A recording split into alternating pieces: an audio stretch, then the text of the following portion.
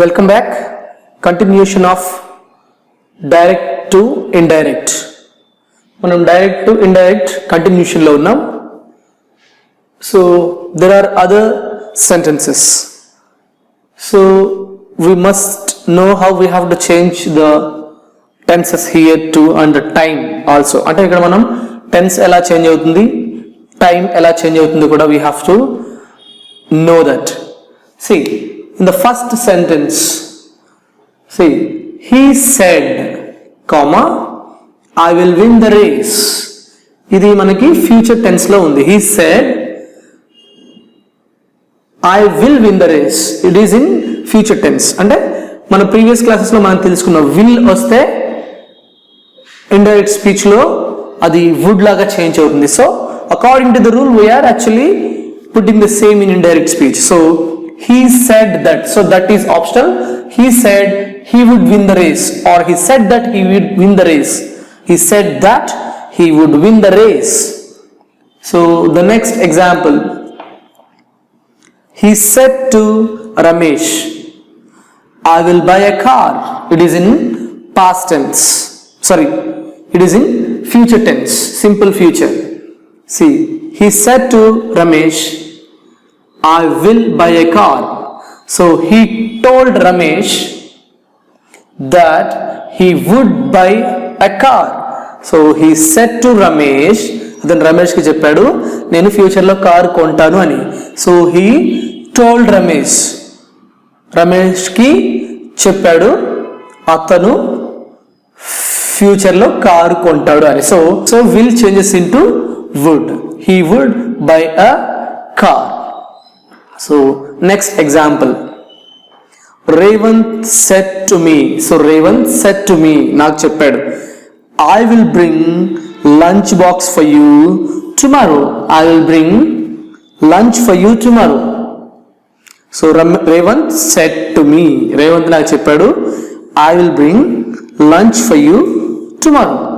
So change is happened here. So Revant told me. So said to me kasta told me అయిపోతుంది. So Revant told me that he would bring lunch for me. ఇక్కడ you అంటే నాకు చెప్పాడు కదా, so me అని చెప్పేస్తాను నేను.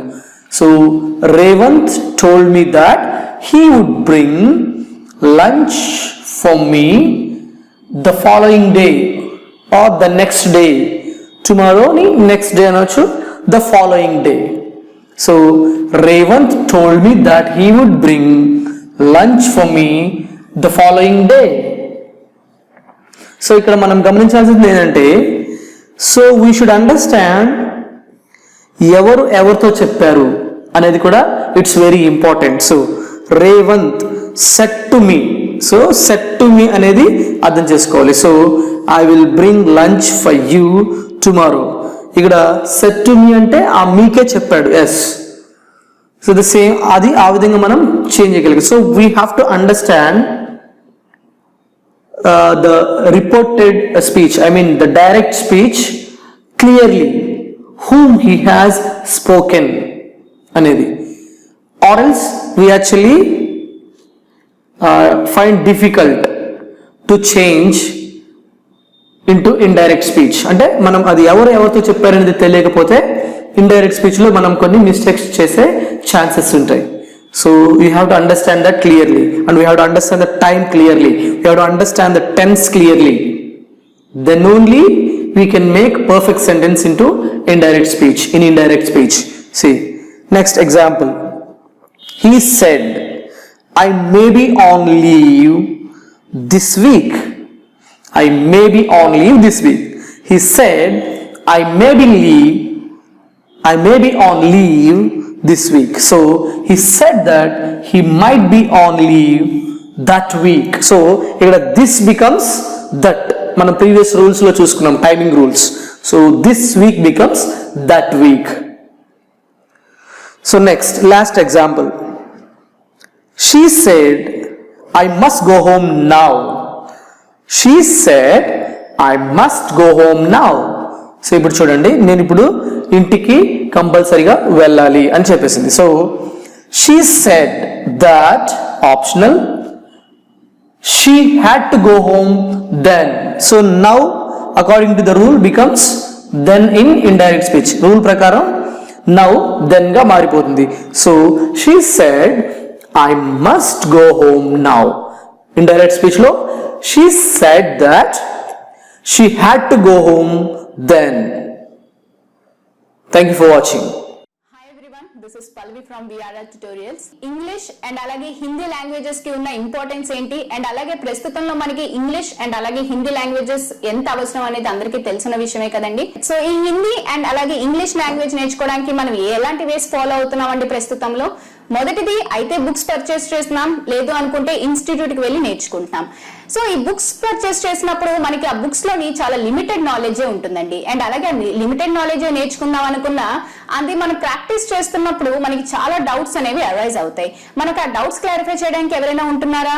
లేదు. సో ఇలా డౌట్స్ క్లారిఫై చేయడానికి ఎవరు లేకపోవడం వల్ల మన ప్రాక్టీస్ అనేది మధ్యలోనే ఆగిపోవడంతో మనం ఇన్స్టిట్యూట్ ని చూస్ చేసుకుంటున్నాం. సో ఇన్స్టిట్యూట్ కి వెళ్ళి నేర్చుకోవడం వల్ల మనకు వచ్చే డిసడ్వాంటేజెస్ ఏంటి అంటే, మనకి ఇన్స్టిట్యూట్ అనేది మన రెసిడెన్స్ దగ్గరలో ఉండొచ్చు, లేదంటే దూరంలో ఉండొచ్చు. సో దూరంలో మనకి ఇన్స్టిట్యూట్ కనుక ఉన్నట్లయితే మనకి ట్రావెలింగ్ టైం అనేది చాలా వేస్ట్ అవుతుందండి. ఆల్మోస్ట్ 1 అవర్ మనం ఈ ట్రావెలింగ్ కి స్పెండ్ చేయాల్సి ఉంటుంది. సో ఇలా మనం ట్రావెలింగ్ చేసుకుని వెళ్ళి వచ్చేసరికి మనకి సగం టైం అయిపోతుంది. సో పోనీ మనకి హిందీ అండ్ అలాగే ఇంగ్లీష్ లాంగ్వేజెస్ అనేవి చాలా ఇంపార్టెంట్ కదా, అవసరం కదా, పోనీ వెళ్ళి వచ్చేద్దాం అనుకుంటాం. సో అలా దూరంకి వెళ్ళి మనం ఆ ఇన్స్టిట్యూట్ లో నేర్చుకుందాం అనుకున్నా అక్కడ మనకి వెల్ ఎక్స్పీరియన్స్డ్ అండ్ అలాగే క్వాలిఫైడ్ ఫ్యాకల్టీ ఉంటుందా? లేదు. ఒకవేళ అలా వెల్ ఎక్స్పీరియన్స్డ్ అండ్ క్వాలిఫైడ్ ఫ్యాకల్టీని కనుక ఆ ఇన్స్టిట్యూట్ కనుక ప్రొవైడ్ చేసినట్లయితే మనకి అలాగే ఫీజెస్ కూడా చాలా ఎక్స్పెన్సివ్ గా ఉంటాయి. అవి మనం బేర్ చేయలేకపోవచ్చు. పోనీ మనం ఎంత అవసరం ఉంది కదా బేర్ చేద్దాంలే అని బేర్ చేసుకున్నా మనకి అక్కడ పర్టికులర్ గా ఒక లిమిటెడ్ టైం అని పెట్టి మనకు ఓన్లీ 1 అవర్ లోనే ఈ క్లాస్ నేర్చుకోవాలి అనేది ఉంటుంది. అండ్ అలాగే ఒక పర్టికులర్ టైం కి మాత్రమే మనం ఆ క్లాస్ కి అటెండ్ అవ్వాల్సి ఉంటుంది. సో మనకి ఎన్ని పనులున్నా పనులన్నీ పక్కన పెట్టి మనం అక్కడికి వెళ్ళినా కూడా ఆ 1 అవర్ లో మనం ఎంత సబ్జెక్ట్ నేర్చుకోగలుగుతామండి? మనతో పాటు ఇంకా చాలా స్టూడెంట్స్ ఉంటారు కదా, ఒక 40 to 50 స్టూడెంట్స్ వరకు మనకు ఒక క్లాస్ లో 1 అవర్ లో ఉంటారు. ఉన్న ఒక్క ఫ్యాకల్టీ 40 to 50 స్టూడెంట్స్ కి వచ్చే డౌట్స్ అన్ని కూడా ఆ 1 అవర్ లో క్లారిఫై చేయడం అనేది ఇంపాసిబుల్.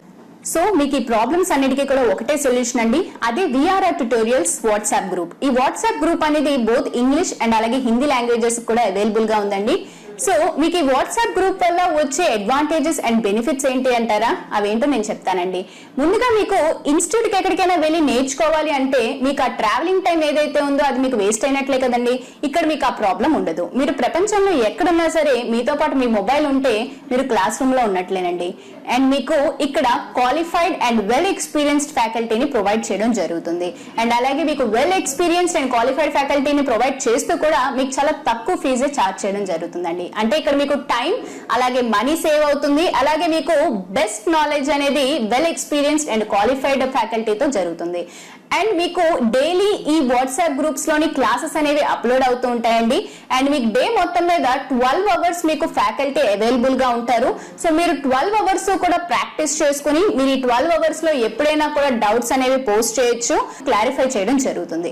అండ్ ఇక్కడ మీకు ఇంకో అడ్వాంటేజ్ ఏంటి అన్నట్లయితే మీకొకరికే వచ్చే డౌట్స్ కాకుండా మీతో పాటు ఆ గ్రూప్ లో ఉన్న స్టూడెంట్స్ కి ఆ క్లాసెస్ మీద వచ్చే డౌట్స్ కూడా మీకు మ్యామ్ అండ్ అలాగే సార్ క్లారిఫై చేస్తారు. కాబట్టి ఆ డౌట్స్ ని కూడా మీరు క్లారిఫై చేసుకుని నోట్ చేసుకోవచ్చు.